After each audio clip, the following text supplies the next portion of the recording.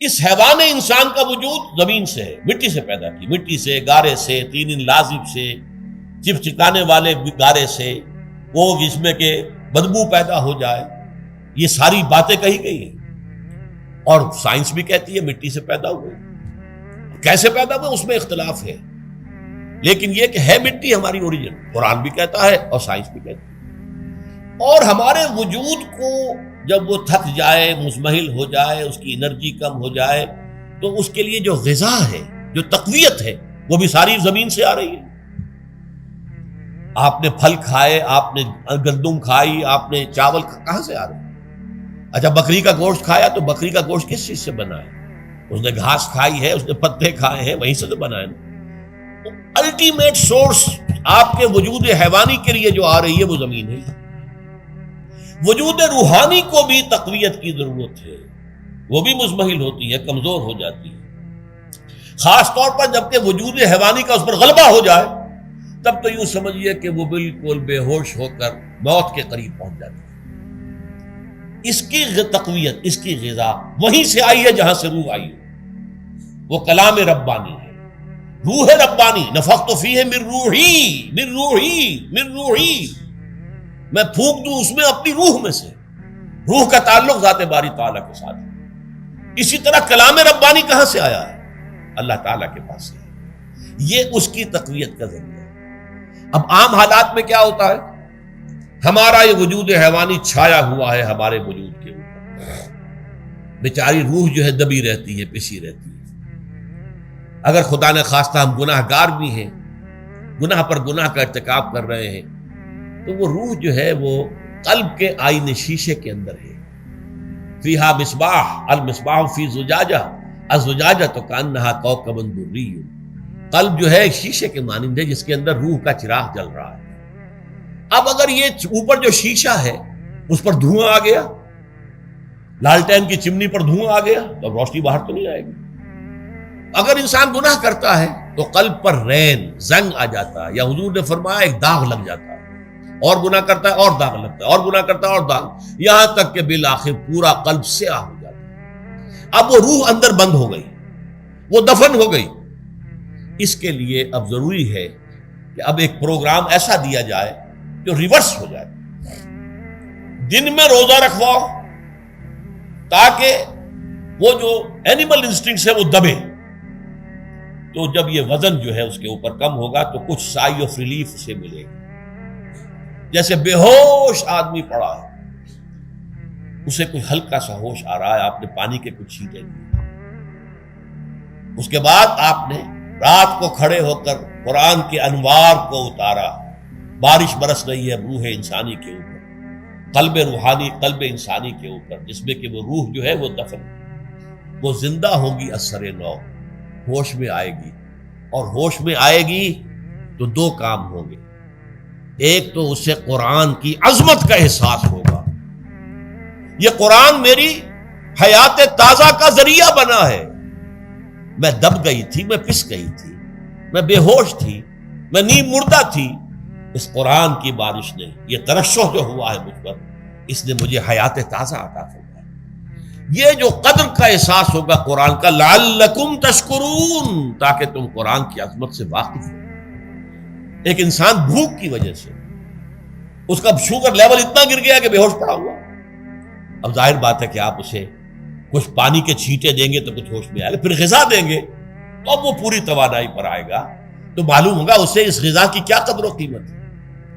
اگر آپ کو بھوک ہی نہیں لگتی تو غذا بے معنی شے ہے، پیاس ہی نہ لگے تو آپ کو کیا معلوم کہ اس پانی کے اندر کتنی بڑی عظمت ہے، یہ میرے لیے کتنا بڑا انعام و احسان ہے اللہ کا۔ وہ تو پیاس پر جان پر بنی ہوئی ہو، اور پیاس اس وقت آپ کو ایک گھونٹ پانی کوئی دے دے تو آپ کو معلوم ہوگا دنیا و مافیہ سے بڑھ کر ہے یہ ایک گھونٹ پانی جو مجھے ملا۔ اسی طرح جب روح دبی ہوئی تھی حیوانی وجود کے بوجھ تلے، جبکہ وہ نیم خوابیدہ یا نیم بے ہوش یا بالکل بے ہوش تھی، وہ دن میں تو روزہ رکھ کر اس پر سے حیوانی وجود کا وزن کم کیا گیا، اسے ایک ریلیف ملی۔ رات کو قرآن مجید کے انوار و برکات اس میں جذب کیے گئے تو اس کو پوری توانائی حاصل ہوئی۔ اس پوری توانائی کا پہلا نتیجہ تشکر، قرآن کا شکر، الحمدللہ الذی انزل علی عبدہ عبدہ الکتاب ولم یجعل لہ عوجا، پھر وہ قلب کی گہرائیوں سے نکلے گا۔ سارا شکر اس اللہ کے لیے جس نے اپنے بندے پر صلی اللہ علیہ وسلم کتاب نازل کی اور اس میں کوئی کجی نہیں رکھی، کسی طرح کی ایچ پیچ نہیں۔ یا تبارک الذی نزل الفرقان علی عبدہ لیکون للعالمین نذیرا، بڑی بابرکت ہے وہ ذات جس نے اپنے بندے پر فرقان نازل فرمایا تاکہ وہ تمام جہان والوں کے لیے نذیر اور خبردار کرنے والا بن جائے۔ یہ قرآن کی عظمت کا احساس، اور ظاہر بات ہے جس قدر کسی نعمت کی قدر و قیمت کا احساس ہوگا اسی قدر تو آپ شکر ادا کریں گے۔ اگر آپ نے کسی بچے کے ہاتھ پر ہیرا رکھ دیا، اسے کیا پتا یہ ہیرا کس بلا کا نام ہوتا ہے، وہ سمجھے گا کانچ کا ٹکڑا ہے۔ لیکن اگر کوئی واقعتاً کوئی جوہر شناس ہو، جوہری ہو، اس کو آپ ہیرا دیں گے تو اسے معلوم ہے کہ مجھے کیا چیز دی گئی ہے۔ اس کے اندر جو شکر پیدا ہوگا وہ اس بچے کے اندر تو نہیں پیدا ہو سکتا جسے معلوم ہی نہیں۔ تو قرآن مجید کی اصل عظمت سے انسان واقف کب ہوگا؟ جبکہ اس کے ذریعے سے اس کی روح کو ایک حیات تازہ مل جائے اور اس طرح وہ پروگرام ریورس ہو جائے جو عام طور پر چل رہا تھا، ساری توجہ اپنے جسم پر، اس کے تقاضوں پر۔ جسم میں تھوڑی سی پھنسی نکل آئی ہے، بھاگ رہے، دوڑ رہے اس کے علاج کے لیے۔ کوئی اور مرض لاحق ہو گیا، بھاگ رہے، دوڑ رہے اس کے علاج کے لیے، بڑی بڑی فیسیں بھی دے رہے، ساری جسم کی پرواہ ہے۔ روزانہ نہا رہے ہیں اور اچھے سے اچھا صابن لا کر نہا رہے ہیں، وہ جسم کی پرواہ ہے نا، اس کی دیکھ بھال ہے، روح کی طرف توجہ ہی نہیں۔ یہ ہے وہ بات جو کہی گئی ہے سورہ حشر میں، اور جسے علامہ اقبال نے پھر اپنے فلسفہ خودی کی اساس اور سورس قرار دیا۔ وَلَا تَكُونُوا كَالَّذِينَ نَسُوا اللَّهَ فَأَنسَاهُمْ أَنفُسَهُمْ أُولَٰئِكَ هُمُ الْفَاسِقُونَ۔ دیکھو اے مسلمانوں، ان لوگوں کے مانند نہ ہو جانا جنہوں نے اللہ کو بھلا دیا تو اللہ نے انہیں اپنے آپ سے غافل کر دیا، اور یہی لوگ فاسق و فاجر ہیں۔ یہ سوال پیدا ہوتا ہے کہ انسان اپنے آپ سے کہاں غافل ہوتا ہے؟ کیا اپنے وجود حیوانی سے غافل ہوتا ہے؟ کیا بھوک لگتی ہے تو وہ ادھر ادھر منہ نہیں مارتا، غذا کو حاصل کرنے کے لیے کوشش نہیں کرتا؟ پیاس لگتی ہے تو کیا پانی یا کوئی اور مشروب تلاش نہیں کرتا؟ کوئی بیماری لاحق ہوتی ہے تو کیا اس کے علاج کی طرف توجہ نہیں کرتا؟ اسے آرام کی حاجت ہوتی ہے تو آرام نہیں لیتا؟ اپنے اس وجود سے تو غافل نہیں۔ کون سے وجود سے غافل ہوا ہے؟ وہ روحانی وجود سے غافل ہے۔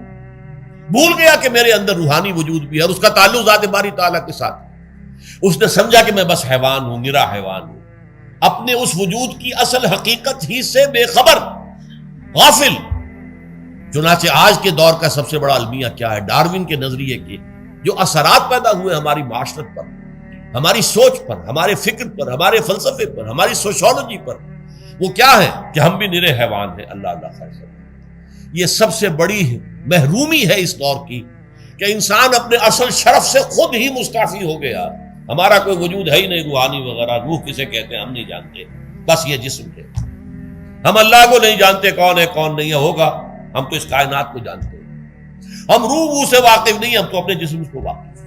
آخرت سے ہمیں کچھ پتہ نہیں، شاید ہو شاید نہ ہو، کچھ پتہ نہیں، لیکن یہ زندگی تو ہے، اسے ہم جانتے ہیں۔ یہ ہے آج کے انسان کا سب سے بڑا المیہ، اور یہ ہے ماس سکیل کے اوپر ارتداد، ذہنی طور پر مرتد ہو چکے ہیں انسانوں کی عظیم اکثریت مرتد ہو چکی ہے۔ یہ ہے در حقیقت کہ روزہ جو ہے اس پروگرام کو آ کر ریورس کرتا ہے۔ دن میں کھانے پینے، جنسی تقاضے پر پابندی، وہ وجود حیوانی کا وزن کچھ کم، روح جو دبی ہوئی تھی یا سسک رہی تھی یا بے ہوش تھی یا نیند مردہ تھی، اسے کچھ ریلیف ملا۔ اب اس کے اوپر قرآن مجید کے تیرے ضمیر پہ جب تک نہ ہو نزول کتاب، گرہ کشاہ نہ راضی نہ صاحب کشاف، ہمارے دلوں کے اوپر بارش ہو رہی ہو انوار قرآنی کی۔